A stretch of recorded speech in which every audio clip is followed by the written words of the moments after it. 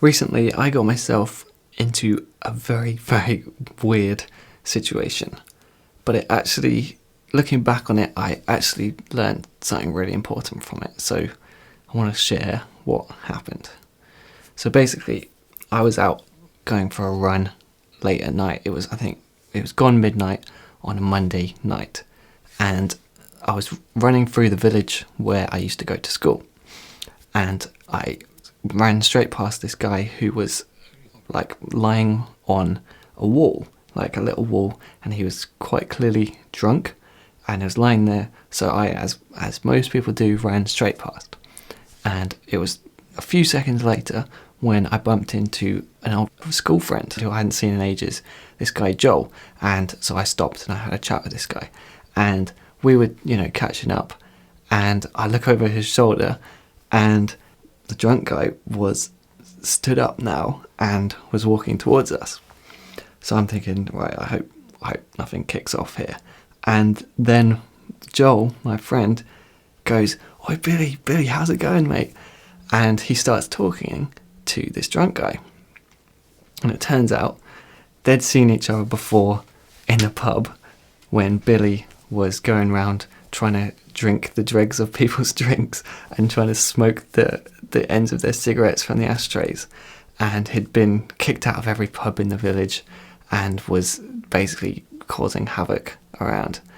But somehow Joel just had this way of talking to him, like he knew all the right things to say, and this guy was laughing, and we just ended up having a chat. I was kind of like on the sidelines trying to get involved, but not, like, I'll be honest, I was feeling a little bit uncomfortable about the whole thing.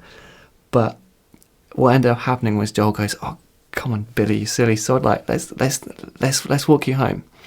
So that's how I ended up walking through the streets of this village with this crazy drunk guy and my old school friend. I mean, he was somewhere between 50 and 75. You really couldn't tell.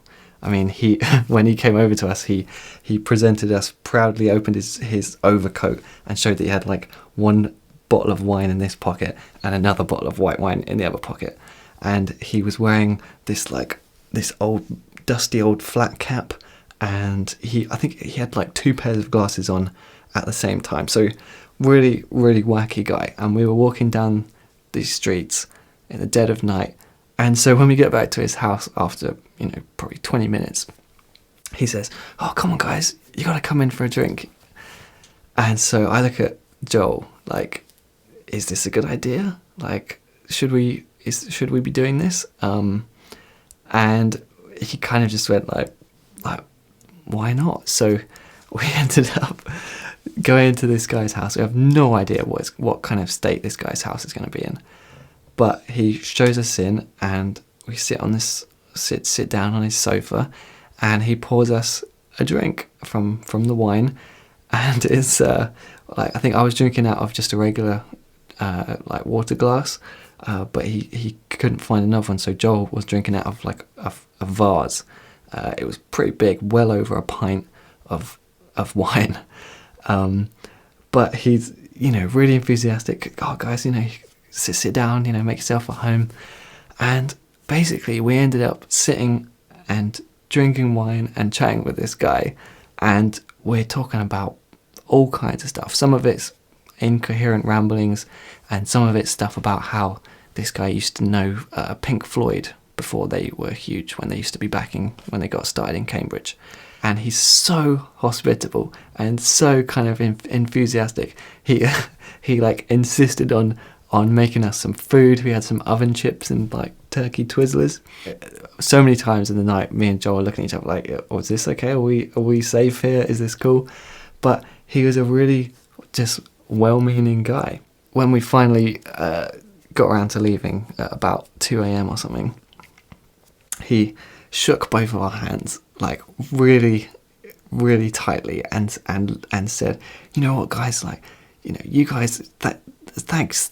It was great to spend the evening with you guys. Like, I really appreciate it." And you could tell that he basically, didn't really have the opportunity for this. He was basically lonely.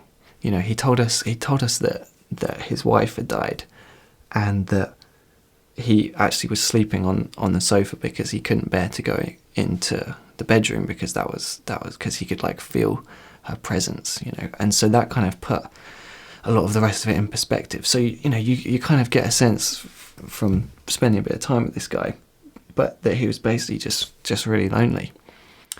I came back from it thinking, like, this is the kind of person who you could make a documentary about. And then it made me think, even writing a script, who knows if in 5 years' time I'll write a character who wears 2 pairs of glasses, or who says one of the many crazy things that this guy came up with. Mostly I couldn't help but think that Joel was the one who initiated everything. He was the one who got Billy to come over. He was the one who started the conversation. I was certainly just kind of going along for the ride. At every level, he was the one saying, yeah, let's do this. Yeah, let's be nice to this guy. And so me as the filmmaker, me the person who's supposed to be curious and who's supposed to be looking for characters and looking for stories, he was the one who actually ended up doing it all.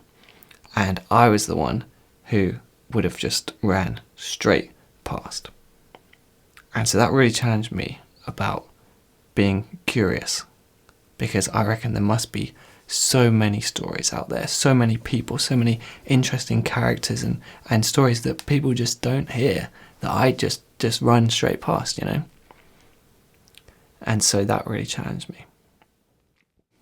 So I'd love to hear if you have any wacky stories from crazy characters and situations that you've found yourself in, because it's certainly seems like it's just kind of rich material for writing and filmmaking in general. So feel free to share those in the comments, and I'll see you next week.